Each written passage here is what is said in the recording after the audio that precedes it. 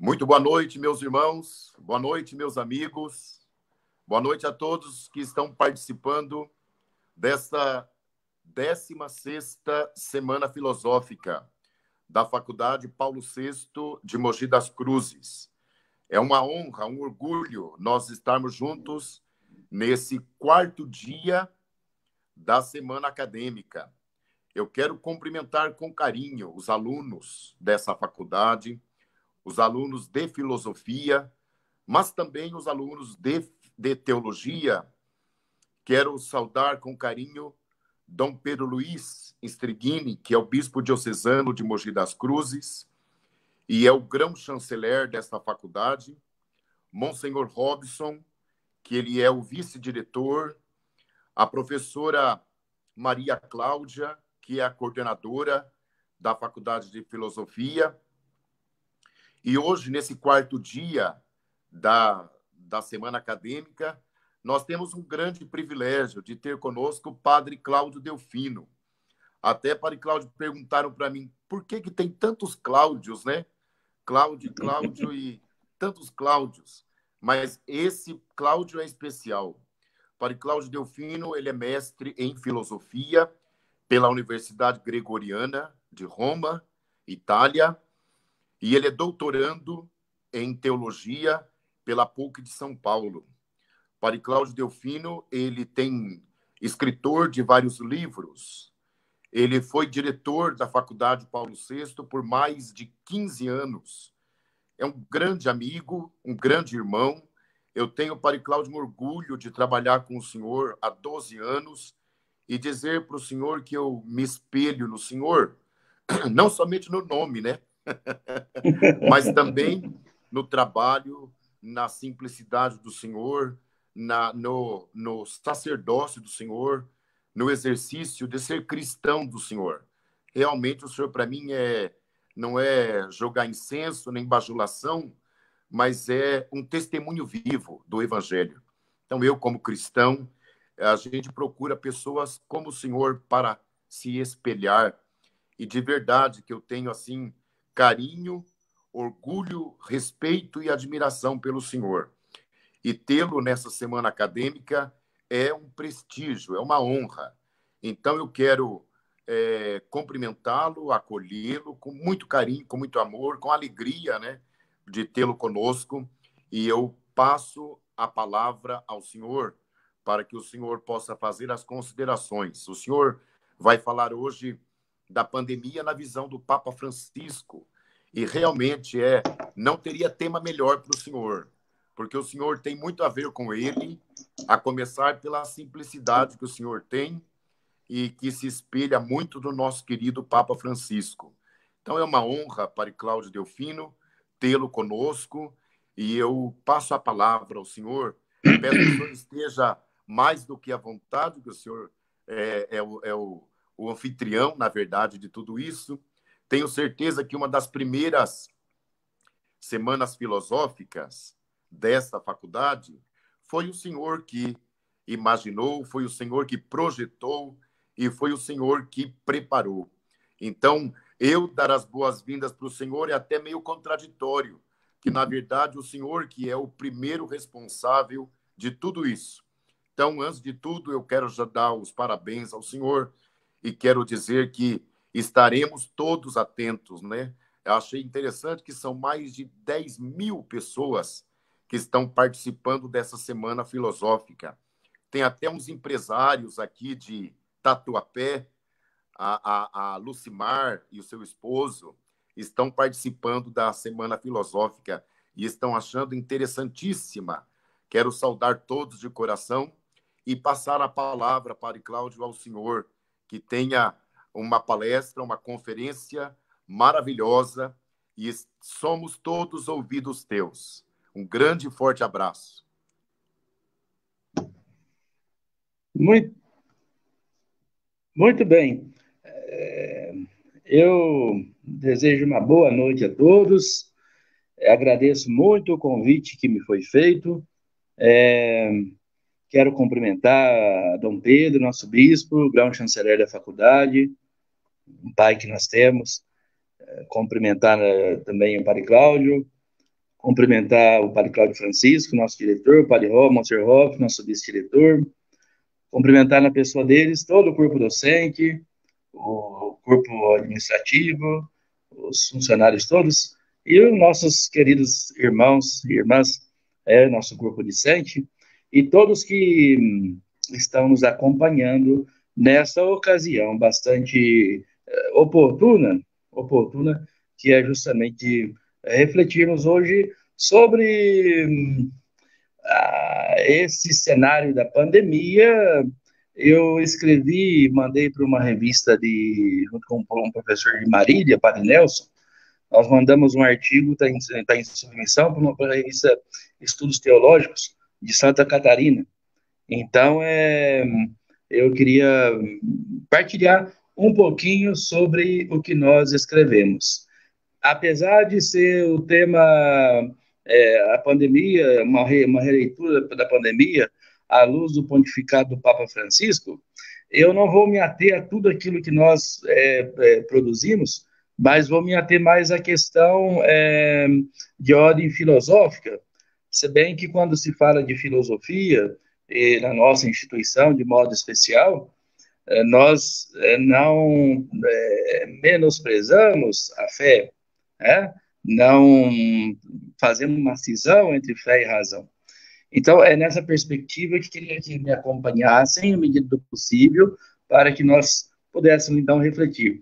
É uma releitura da pandemia do coronavírus, à luz do pontificado do Papa Francisco. Tá? Vamos, nesses 45 minutos, mais ou menos, tentar expor aqui o que nós produzimos. Tá? Bem, então, a primeira consideração inicial como falar da pandemia. Eu conversava hoje com o Padre Ézio e o Padre Lauro na hora do almoço, e nós, que moram comigo aqui na Catedral, nós podemos dizer que com a pandemia do novo coronavírus, nós iniciamos o que poderíamos chamar de o reino das incertezas. O reino das incertezas. Tudo parece que foi suspenso. Houve uma verdadeira epoquê aqui, lembrando da filosofia de Husserl, parece que houve uma suspensão dos juízos todos que eram plausivelmente demonstráveis, e nós estamos num momento, então, de incertezas, né? Bem, a partir dessa perspectiva também, desse novo cenário que se instaurou, e alguns já começam a dizer que já não se fala mais mudança de época, mas vão chamar isso aqui de mudança de civilização, porque é difícil mensurar não só a doença em si, infelizmente já os milhares de mortes pelo mundo afora, e também no Brasil, mas também as consequências que estão vindo intrinsecamente a questão da própria doença. Tá? Bem, então, primeira coisa agora, vamos por passo. O primeiro passo que queria dar era justamente apresentar brevemente 4 princípios para que nós pudéssemos olhar a realidade. Como olhar essa realidade tão trágica assim? Olhar essa realidade, então, eu quando publiquei o livro Os Desafios do Matrimônio Cristão na Idade Contemporânea, que foi a minha dissertação de mestrado na PUC, em Teologia Moral, eu, baseado no documento de Aparecida, eu tracei brevemente 4 princípios. Então, como olhar a realidade? É um problema que está muito ligado à questão de sentido, à questão da verdade, e aí, então, no reino das incertezas, nós estamos, então, diante de um drama. Mas, ao menos aqui, temos um olhar baseado em 4 princípios. O primeiro princípio, queria dizer que nós precisamos olhar a realidade a partir de Jesus Cristo na igreja. Então, podemos chamar esse princípio de um olhar teológico, um olhar de fé. E aqui poderíamos abrir para a questão, por exemplo, se pegarmos a trilogia do Papa Bento, e a última foi com o Papa Francisco, das encíclicas, a Lumen Fidei, O Papa vai dizer muito claramente, o Papa Bento, que é, olhar a realidade a partir da fé em Jesus Cristo significa emitir um sentido novo para a realidade. Então, veja, no reino das incertezas, nós temos que ter um porto seguro. Então, o nosso porto seguro é olhar a partir de Jesus Cristo, e não de modo subjetivo, mas sempre em comunhão com a igreja, para que não caiamos na tentação de cada um achar que a realidade é uma coisa. Certo? Então, a primeira coisa, olhar com fé. Olhar com fé. É? Segundo olhar, aqui o documento de Aparecida também fala, é preciso olhar a realidade que já era complexa antes da pandemia e se tornou ainda mais complexa com a pandemia, justamente olhar a realidade com a devida humildade. Então, eu chamaria isso de um olhar a partir da moral, virtude da humildade necessária e reconhecermos que mesmo sozinhos ou como igreja, a realidade onde estamos inseridos é maior do que nós. Então, é preciso olhar a humildade, com a devida humildade. Nós não somos detentores do todo conhecimento que envolve a realidade. A realidade contemporânea é uma realidade que é uma rede de cenários que aqui se entrecruzam e é preciso, então, olharmos com humildade. E aí vem o terceiro princípio, veja, olhar com fé, teológico, olhar com humildade, um olhar a partir da moral. Agora, um olhar científico, olhar para a realidade a partir da valiosa colaboração das ciências humanas e sociais. Aqui já adianta uma coisa, o olhar científico ajudava muito antes da pandemia, porém agora o drama que surgiu com a pandemia, nesse princípio, nesse terceiro princípio, é que também as ciências humanas, elas não conseguem ter clareza, certeza sobre o que está acontecendo. Nós não temos ainda a dimensão, nós não conseguimos medir ainda o horizonte, o alcance dessa realidade que foi inaugurada a partir da pandemia. De qualquer modo, o olhar científico deve nos acompanhar. Eu tenho visto com cuidado, com carinho, que a igreja no Brasil, por exemplo, que não quer dar um passo adiante, abrindo as igrejas para as celebrações, justamente porque a resposta sempre se baseia nisso aqui. Nós temos que esperar uma palavra segura do poder público, da ciência, para podermos, com prudência, retornarmos as nossas atividades, que, aliás, fazem muita falta, muita falta.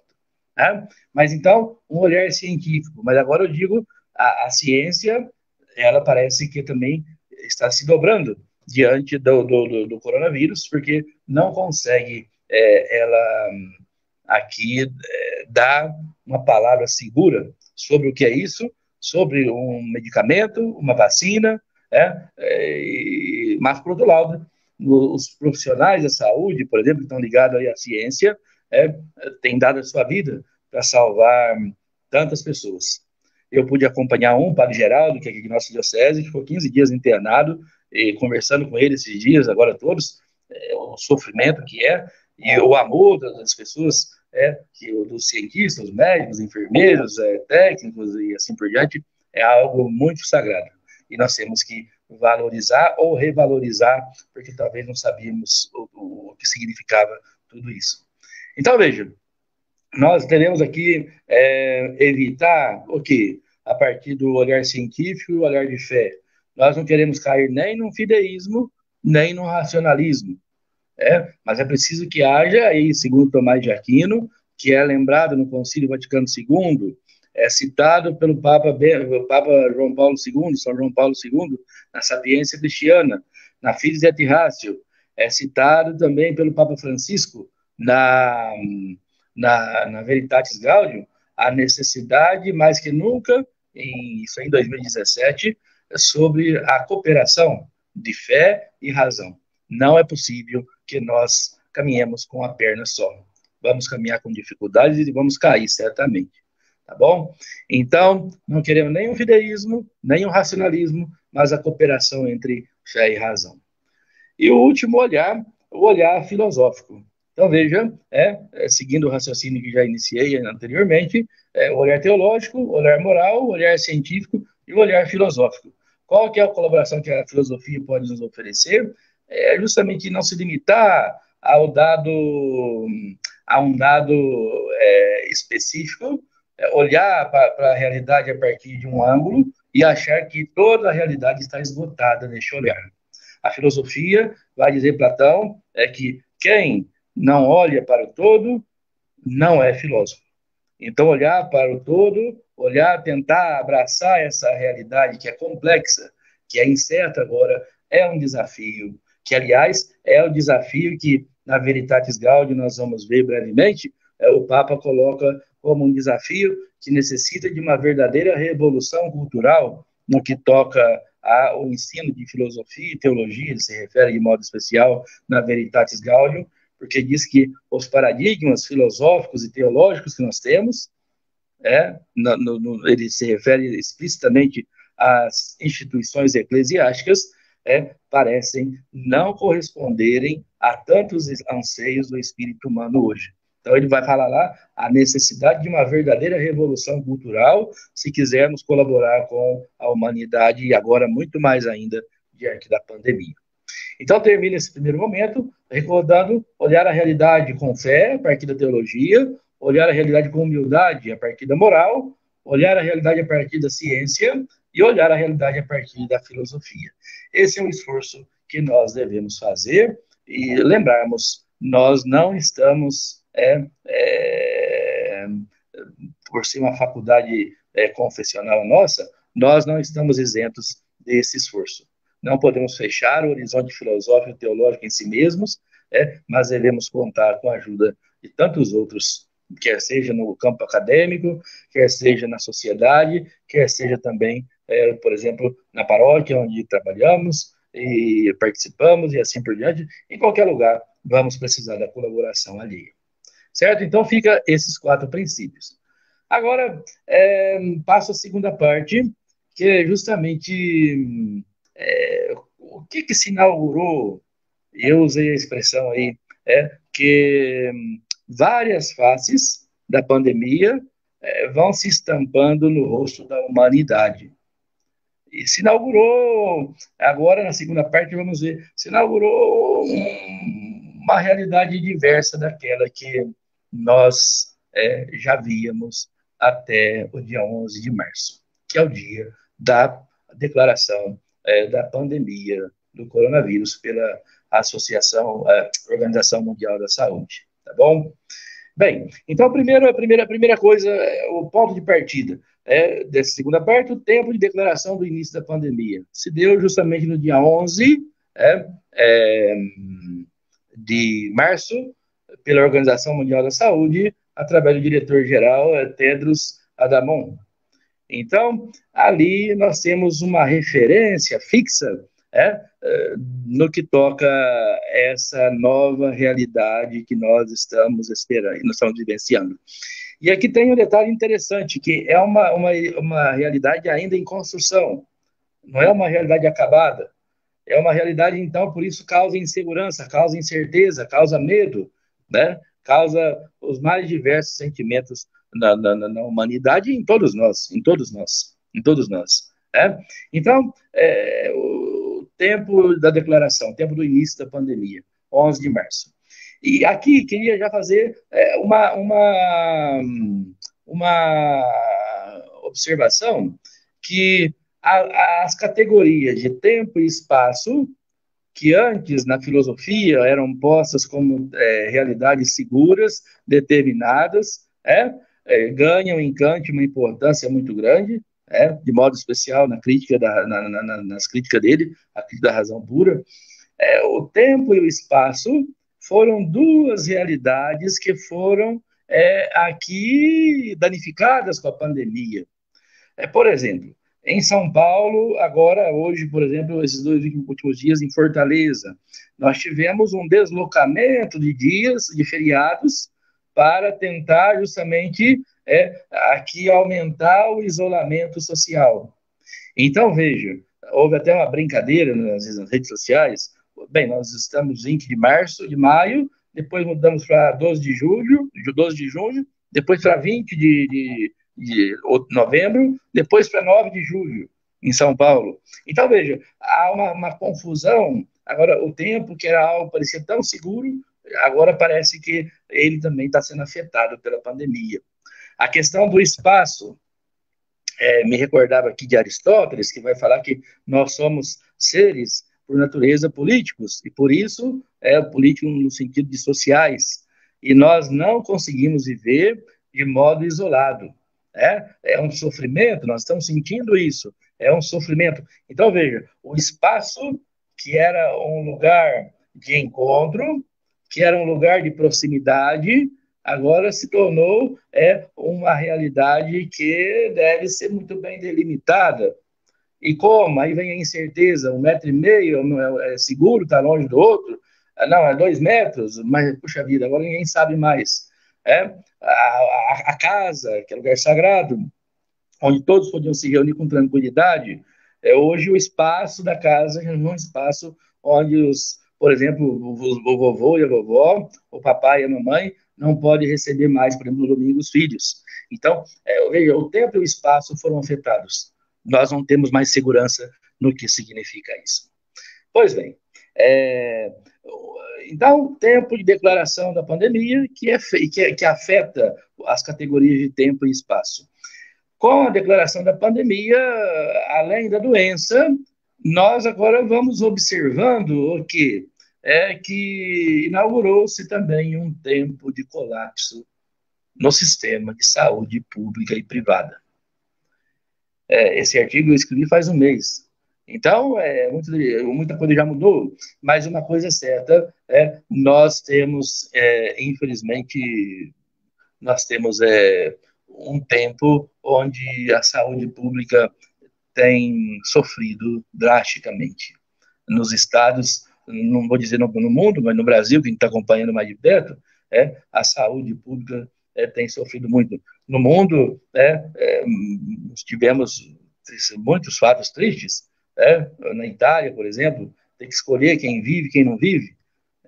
No Brasil, filas, o Rio de Janeiro, antes de ontem, 392 pessoas na fila, e ajunte-se a isso indícios fortes de corrupção na saúde. Então, veja, a pandemia colapsou o sistema de saúde. E a Organização Mundial da Saúde ela traçou um parâmetro. O que é um colapso? É quando chega acima de 90% da capacidade. Então, é considerado um sistema que faliu. Então, veja o tempo de colapso da saúde pública e privada.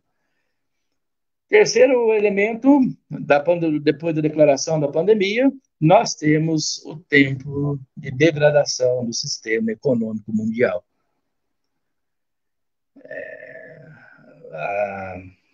A União Europeia teve um impacto de 5,8 nesse primeiro trimestre do ano. O Brasil se diz 5,2 de impacto de retração no que toca a questão do PIB. Então, veja, nós temos, como consequência da pandemia, o drama de um sistema econômico que está degradando dia após dia. Unido a isso, puxa vida, hoje foi publicado pelo IBGE um drama ligado à economia, que é justamente o que vem adiante, que é o tempo de aumento acelerado do desemprego no Brasil. No primeiro trimestre, nós tivemos o fechamento de 5 milhões de vagas de emprego devido à pandemia. 5 milhões. Implicam aí, quem sabe, 5 milhões de famílias que não têm mais condições de poder trabalhar. E 12,9 agora foi hoje revelado sobre a população brasileira, 12,9 de 210 milhões não estão trabalhando. Então, veja que isso causa um drama danado, porque além da doença, além da tensão, do medo de contrair o vírus, agora começa justamente o que? Começam as pessoas agora a verem a economia desacelerar, começam agora a sentir o drama de o quê? De ver justamente que muitos não conseguem mais sustentar de modo digno a família. Eu posso dizer de uma experiência muito pessoal aqui na nossa paróquia, na Catedral Santana, em Mogi, nós em 60 dias distribuímos mais de 300 cestas básicas. E é muito triste ver as pessoas baterem na porta diariamente, justamente pedindo comida. O Ministério, a Promotoria Pública do Estado de São Paulo alertou semana passada do risco de saques, não em banco, mas em supermercados, por causa do aumento do desemprego. Eu tenho alguns amigos da Polícia Militar que dizem que há um plano de contingência no Estado, em alguns lugares específicos, caso vire moda invasão de supermercado para poder não roubar dinheiro, roubar comida, né? Furtar comida. Então, veja essa avalanche de consequências que nós temos observado com muito drama, com muita tristeza, e aqui justamente o dado da fé, nessa hora, deve nos levar justamente a não embarcarmos no pessimismo e acharmos que tudo está perdido. Acredito que Deus está no meio da história, nós temos que contar com a graça dele, colaborar com o bem comum, então isso aí eu acho que tudo está ao nosso alcance. Não podemos entrar na história do meio copo cheio, meio copo vazio, acharmos ou que tem meio copo vazio somente, que tudo está perdido, ou acharmos que tem meio copo cheio e nada está acontecendo. Temos que ser realistas e darmos conta que a realidade não está fácil, não está fácil, não está fácil. Uma outra característica da pandemia justamente deu origem a um tempo de isolamento social necessário. É muito interessante isso aqui. Tempo de isolamento social necessário. Quando eu refletia sobre isso, a gente, se for olhar com muita tranquilidade a realidade, a cultura contemporânea anterior à pandemia, o isolamento, o egoísmo, era algo muito vivo nas pessoas, mas por opção. Eu quero ficar segura longe dos outros. Haja vista a dificuldade, principalmente nos grandes centros, de se manter laços de amizade, de afeto com as pessoas que vivem no nosso bairro, no nosso condomínio, no nosso prédio, onde cada um mora. O lugar onde se conhece mais são os bairros mais simples, quem sabe nas favelas, ali o povo se conhece. Mas veja, era uma marca de um isolamento aqui voluntário. As pessoas queriam estar protegidas e seguras. Agora, instalou-se um isolamento social necessário. Agora se tornou uma obrigação. E aí, talvez a experiência de padre nessas alturas ajuda. Antes de ontem, um amigo me ligou, pediu, pelo amor de Deus, que ontem pudesse sentar e conversar com ele em algum lugar, que ele ia ficar louco.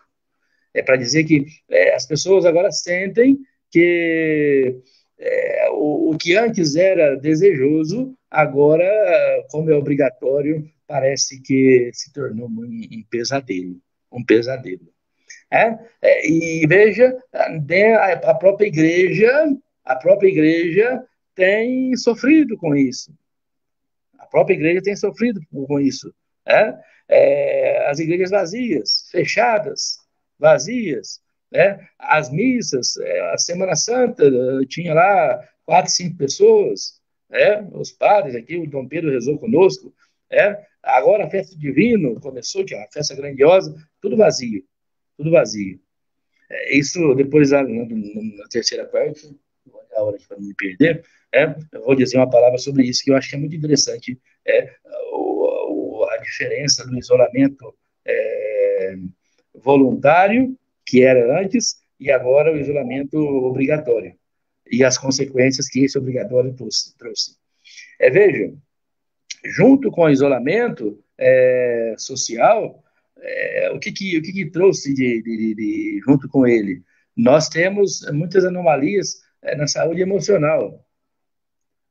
Ontem um médico passou aqui para cumprimentar, ele disse, padre, atender um paciente hoje, ele é gastro, atender um paciente hoje, você tem que estar preparado e ter paciência, porque ele vai lá consultar no estômago, mas aí ele tem que contar toda a experiência que ele está passando devido à pandemia. Então, tem muitas pessoas sofrendo emocionalmente.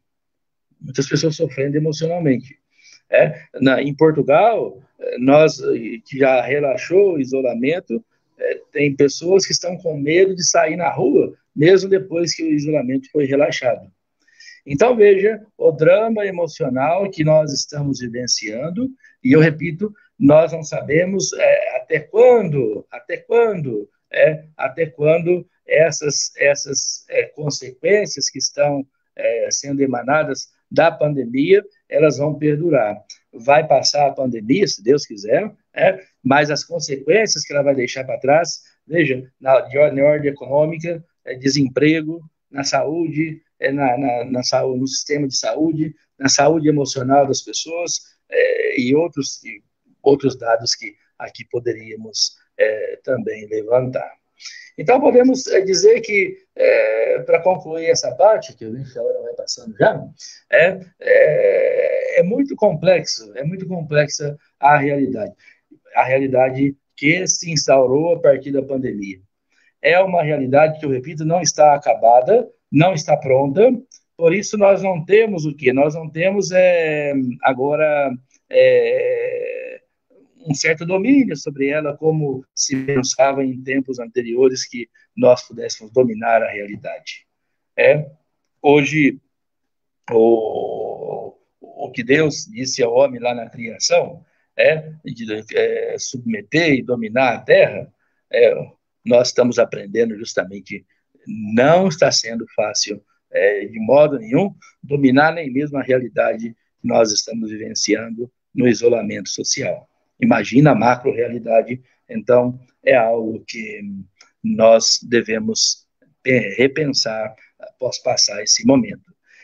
A crença na razão humana, que em menosprezo à fé se firmou em vários setores da sociedade, é uma crença que não dá para ser levada mais a sério. Mesmo às vezes a tendência que nós temos, mesmo dentro da igreja, às vezes de querer racionalizar de tal modo o mistério da fé, de modo quase que nós vamos ter um domínio sobre ele. Parece que agora a pandemia está mostrando, bem, se vocês não conseguem dominar nenhum pequeno vírus invisível, vai dominar o mistério de Deus? Eu acho que são interrogações que nós devemos nos colocar para aqui não acharmos que somos dono da verdade, certo? Então, veja, essa é a descrição da realidade.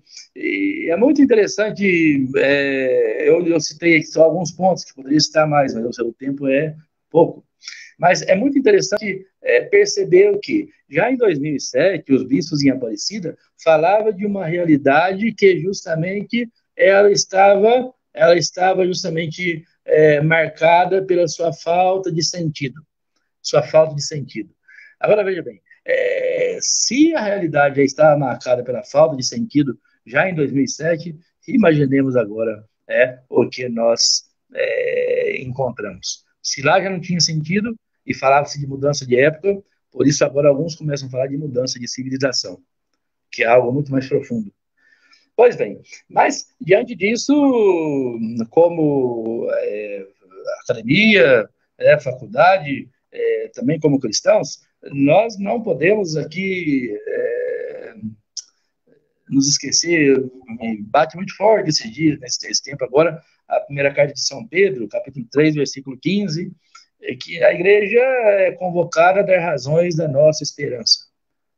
A esperança que não se baseia simplesmente na realidade que nós acabamos de ver, mas que se baseia, acima de tudo, no que nós cremos. E a partir do que nós cremos, nós temos que, como luz, iluminar essa realidade. Temos que dar esperança às pessoas, mesmo sabendo dos dramas que nós também estamos passando.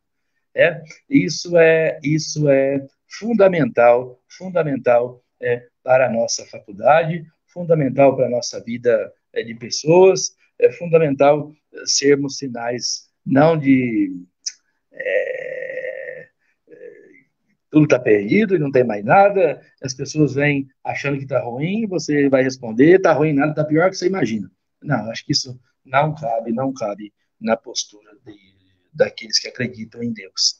Não que a realidade esteja fácil, mas Deus está acima dela. Deus está acima dela. Né? E isso deve nos alimentar nesse momento. Pois bem, então vamos à última parte. Então, os princípios, essa pequena descrição da realidade. E agora eu queria me deter na terceira parte, que já são 7h36, queria me deter em 2 pontos, a partir do pontificado do Papa Francisco. Primeiro ponto, com a pandemia, instaurou-se a necessidade de um retorno constante àquilo que é essencial. Pois bem, o Papa Francisco, na Veritatis Gaudium, que é a Constituição Apostólica sobre as Universidades e Faculdades Eclesiásticas, que foi publicada por ele em 2017, lá no número 1, na página 9, ele diz que a Igreja deve voltar-se constantemente ao mistério trinitário. Então, aqui diria voltar ao essencial. Qual que é o primeiro essencial? Lá, Marta e Maria, Marta, você está preocupada com muitas coisas, mas uma só coisa é necessária: voltar ao essencial, voltar aos pés do Senhor, voltar ao mistério da Trindade, voltarmos à nossa fonte. Essa é uma atitude constante. A igreja, ela foi enviada agora na Ascensão, e agora vai se confirmar em Pentecostes. Agora precisa anunciar o Evangelho, dar continuidade à missão de Jesus Cristo, e a faculdade, nesse sentido, se engloba como membro do corpo de Cristo, que é a igreja. Então, também ela é enviada a anunciar, a dar continuidade à missão de Jesus Cristo. Então, veja, ao mesmo tempo que temos que caminhar adiante, temos que voltar ao início. Não dá para ir adiante e perder a referência necessária, essencial. A primeira abordagem que eu queria fazer em relação à palavra essencial: voltar sempre ao Senhor. Isso é fundamental. Não perdemos de vista essa realidade da fé.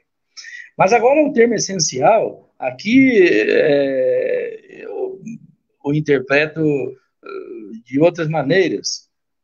Voltar ao essencial.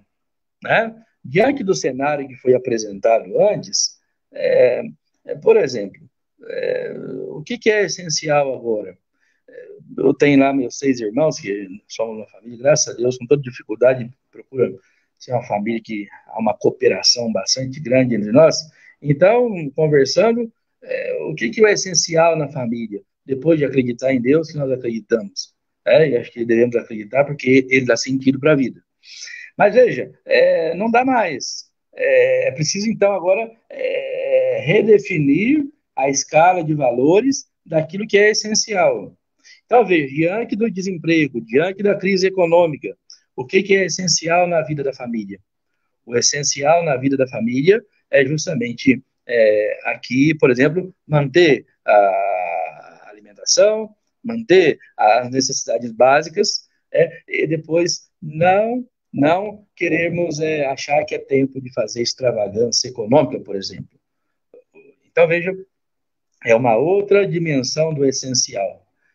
Mas, aqui, esses dias, desde o dia 22 de março, nós temos rezado a missa na catedral, Padre Lauro, Padre Ez e eu, às vezes um dia ou outro não consigo, mas temos rezado todo dia. O Dom Pedro tem vindo também.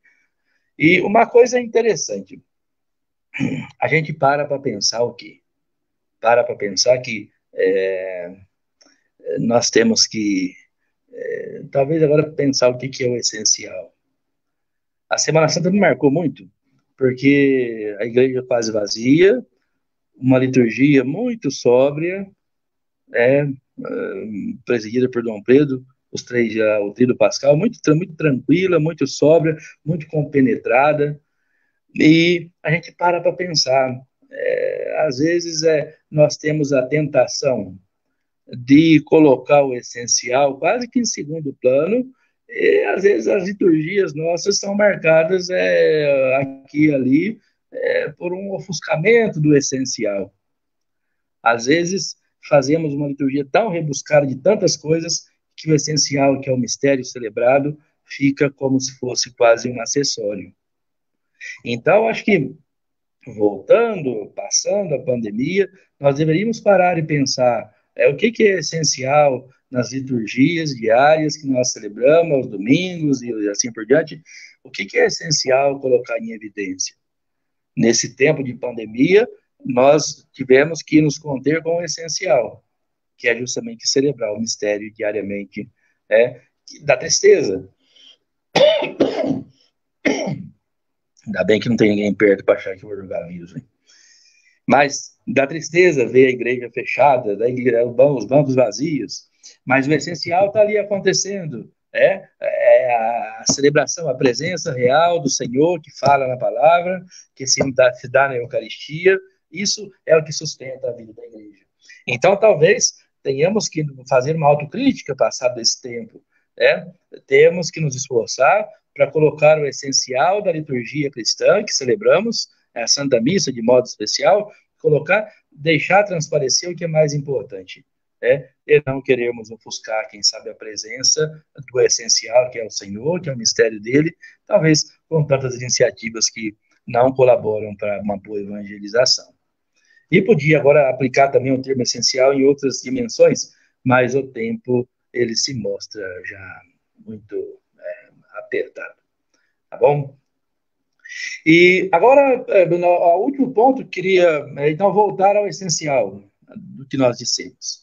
O último ponto que queria agora partilhar o Papa insiste bastante na Veritatis Gaudium e também na Evangelii Gaudium. Na Veritatis Gaudium, ele vai insistir bastante no que toca justamente a necessidade de uma igreja em constante estado de renovação na história. Isso é bastante interessante. Por quê? A igreja, desde o Concílio Vaticano II, principalmente aí na Constituição Pastoral Gaudium et Spes, há um espírito que daí nasceu, que a igreja deve justamente se tornar solidária com a família humana.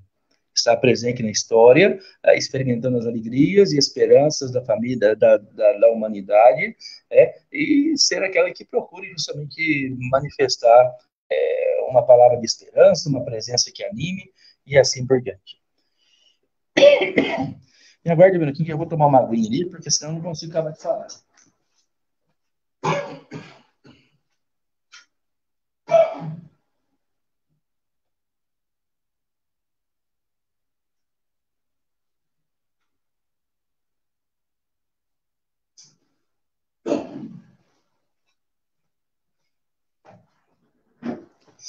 Bem, vamos lá.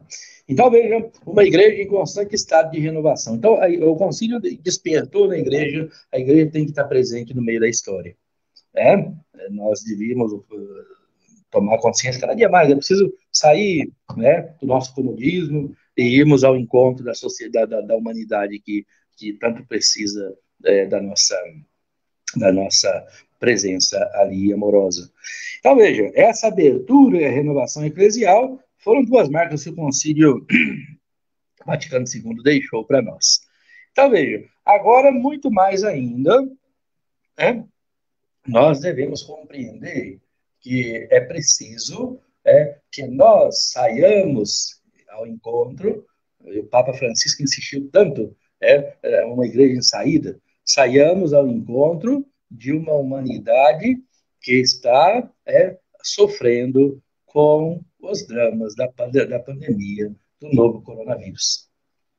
Agora, veja, o Papa insistia quase que profeticamente já em 2017 na necessidade de nós revermos os nossos atuais paradigmas filosóficos e teológicos, se eles estão justamente à altura de responderem a tantas e novas interrogações do espírito humano.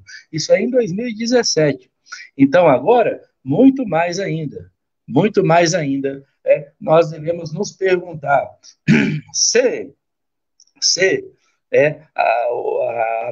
os nossos paradigmas filosóficos e teológicos estão à altura para responderem aos dramas que a humanidade se encontra agora vivenciando. Então, veja, é preciso, o Papa vai falar da necessidade de uma verdadeira e corajosa revolução cultural, de uma verdadeira e corajosa revolução cultural. Aqui, vamos achar o texto aqui, na Laudato Si, já dizia isso, no número 114, na página 73. Era preciso, deixa eu olhar aqui o texto, era preciso uma verdadeira revolução cultural, uma corajosa e verdadeira revolução cultural. Então, o que creio que nós vamos, qual que é o nosso labor, nosso trabalho agora? Pensarmos, será que, não digo o conteúdo, não digo o evangelho que nós temos, mas será que o nosso fazer filosófico, o nosso fazer teológico, estão à altura de responderem aos novos e tantos anseios que a realidade tem agora nos apresentado a partir da pandemia? Será que nós estamos à altura de colaborar com a humanidade, de estabelecer um diálogo, que é o tema da campanha da fraternidade do ano que vem, de estabelecermos um diálogo, quer seja um diálogo interno entre fé e razão, um diálogo com a ciência, será que temos a devida humildade de reconhecer nós não somos donos da verdade, no sentido aqui de compreender a realidade na sua totalidade, mas temos sim uma verdade para anunciar, que é Jesus Cristo, mas será que nós estamos abertos ao diálogo para tentar justamente alargar o horizonte do nosso conhecimento? Então, eu creio que essa pandemia está colocando em xeque talvez uma estrutura, talvez um modo de pensar, e talvez era muito tranquilo. Será que na formação dos filósofos e teólogos que depois estão aí no meio das comunidades, ou como padre, ou como leigos, ou como diáconos, será que nós conseguimos dialogar com as pessoas de modo a termos alguma coisa a oferecer? É muito bonito lembrar, por exemplo, o diálogo de Jesus com a samaritana, lá no Evangelho de São João. Ele conseguiu trazê-la para perto de si, ele conseguiu fazê-la compreender, você está em busca de uma água, tem outra água, eu te peço essa água do poço, mas eu tenho outra água para te dar, e no fim, ela se converte e traz um monte de gente depois que vai voltar-se para o Senhor. Então, eu queria terminar justamente deixando essa provocação. Será que basta contentarmos com o modo de fazer filosofia? Eu repito, não está tanto na questão do conteúdo, eu creio que o objeto material, nós temos valores sempre antigos e novos, então, como um pai de família, devemos voltar lá no baú e ir lá buscá-los. Mas agora, a forma, o objeto formal da filosofia e da teologia, será que nós não vamos ter que repensá-los para tentar justamente colaborar com esse tempo e esse espaço novos que nós estamos imersos nele e que temos uma humanidade que está padecendo nele? Então, mais que a gente desanimar diante da pandemia, eu creio que pelo espírito de fé, mas também com a esperança que não decepciona, mas também animados pela capacidade de raciocinar, de pensar, nós devemos sentir estimulados para ir adiante. mais do que talvez querermos achar que tudo está perdido, nós devemos pedir a Deus e nos esforçar para oferecermos alternativas às pessoas que conosco convivem e que estão gritando da ajuda de todos nós. Eu quero, finalizando por aqui, agradecer muito, muito, muito o convite da faculdade. É uma alegria para mim, a faculdade é a extensão da minha vida, tenho profundo carinho com ela e sempre trabalhei, lutei para que nós pudéssemos cooperar com a igreja e cooperar com a sociedade humana, no que toca principalmente oferecer alguma coisa que dê sentido à vida, que dê sentido à existência. Principalmente agora, somos impelidos ainda mais a caminharmos nessa direção. Tá bom? Obrigado a todos pela atenção e vamos seguir adiante. Bacana. Muito obrigado, viu, Padre Cláudio? Foi muito importante ouvir a sua reflexão, inclusive em perspectiva de propor, a partir da visão da teologia e das outras perspectivas que o senhor propôs, qual é a visão mais adequada para a gente entender o que é isso, o tempo que a gente vive. Houveram duas intervenções que eu achei muito interessante, acho que vale a pena a gente compartilhar um pouquinho, para considerar e contemplar as pessoas que participaram aqui. O Renan Costa Silva e o Lúcio Souza estão preocupados com o que vai ser isso, as relações sociais pós-pandemia. E aí ia ser muito bacana se a gente conseguisse considerar as mudanças nas relações sociais pós-pandemia dentro desse ambiente específico que é a pastoral. Como o senhor pensa que se darão as relações sociais nesse âmbito pastoral? As celebrações eucarísticas, a ação pastoral dos agentes de pastoral. Haverá alguma mudança na relação social das pessoas? Como é que a igreja pretende pensar sobre isso? Se já existe alguma determinação da igreja acerca disso? Entendi. Bem, eu tenho uma esperança que a humanidade enquanto tal, também a igreja, e nós saiamos amadurecidos dessa situação.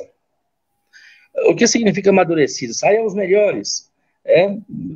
Por quê? Porque nós estamos experimentando o que significa realidades tão simples, que era o velho normal, que não fazem mais parte do novo normal desse momento.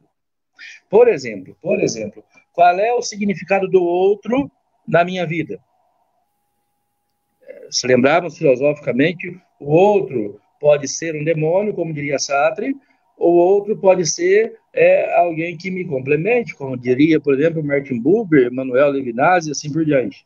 Agora veja, quando você vê uma família onde o vovô não consegue dar um abraço no neto, já faz aí 2 meses, onde você vê que um amigo não consegue sentar na mesa com o outro faz 2 meses, não sei quanto tempo ainda vai. Quando você pensa, por exemplo, que uma assembleia desde 20 de março, mais ou menos, não pode se reunir para celebrar pessoalmente a sua fé. Quando você percebe, por exemplo, que não é possível você confraternizar com as pessoas, por exemplo, no domingo, numa refeição, coisas que talvez muitos não davam importância, eu creio que esse momento de sofrimento pode justamente colaborar para que nós revalorizemos pequenos gestos. Veja, você não pode apertar a mão de alguém, você chuta o pé do outro, você dá um cotovelo para o outro, você bate na perna do outro, mas, veja, então eu acho que esses pequenos gestos que agora nós não conseguimos realizá-los, aqui vitimados pela situação, eles vão fazer com que nós repensemos. Eu tenho uma esperança pessoal e compartilho certamente com muitas outras pessoas, que a humanidade está tendo a oportunidade de repensar muitas coisas e pode sair dessa situação mais amadurecida e sair dela melhor. Então, no que toca às relações sociais, nós estamos tendo a oportunidade de quase redescobrir, no meio de uma cultura individualista, egoísta, como até então era, a importância do outro. Então, poderemos sair daqui mais convencidos, né? A importância de estar com o outro, a presença do outro, né? A importância, por exemplo, do ponto de vista de pastoral, se dizia, a importância de estar presente na minha comunidade. Então, não ir mais à missa, não sei, por uma mera convicção de preceito, mas ir porque, de fato, me faz feliz, me faz bem estar junto com aqueles que eu amo e que também me amam. Então, nós temos a oportunidade de amadurecermos. Agora, se passada a pandemia, nós caímos numa amnésia histórica, eu creio que tudo continuaria do mesmo jeito. Mas creio que o sofrimento agora, e parece que a vida, que é uma escola muito, muito, muito boa, ensina pela dor ou pelo amor. Agora nós estamos, parece, aprendendo pela dor. E espero que possamos colher daqui coisas boas que nos ajudem a sermos melhores. Quer seja como cristãos, mas melhores também como pessoas. Quem sabe, por exemplo, alguém que está sendo privado de coisas básicas agora, amanhã, passado esse sofrimento, quando encontrar alguém que está sofrendo a mesma coisa que ela sofreu, vai dizer, aqui eu tenho que ser mais solidário. Eu acho que temos a chance de sairmos melhores. Essa é a esperança que tenho. Bacana. Só para terminar, a gente ainda tem aqui uns 3 minutinhos, acho que vale a pena. Uma pergunta bacana. O Eduardo dos Santos está interessado em entender como esse processo de mediação pela tecnologia da informação está influenciando a sua forma de se relacionar com as pessoas, inclusive na hora da celebração, né, da missa, enfim, de atendimento pastoral, né? Alguém que fala, padre, eu quero falar com o senhor, mas não posso ir até aí porque estou isolada. Vamos conversar aqui de outro jeito, e faz uma chamada de vídeo. Como é que essa coisa, né, de se relacionar com as pessoas, inclusive sacerdotal, mediado pela tecnologia da informação, está influenciando, inclusive, uma mudança na sua perspectiva pastoral, de fé e de relação com os outros?